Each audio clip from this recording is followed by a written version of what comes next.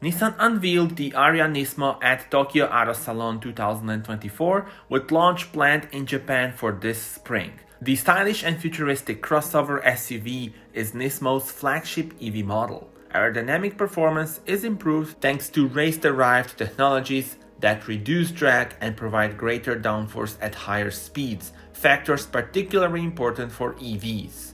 There are two versions available: Nismo B6 E-Force with 270 kilowatts, 560 Nm of torque and 66 kWh battery, and Nismo B9 E-Force with 320 kilowatts, 600 Nm of torque and 91 kWh battery. Tell me in the comments, how do you like this model?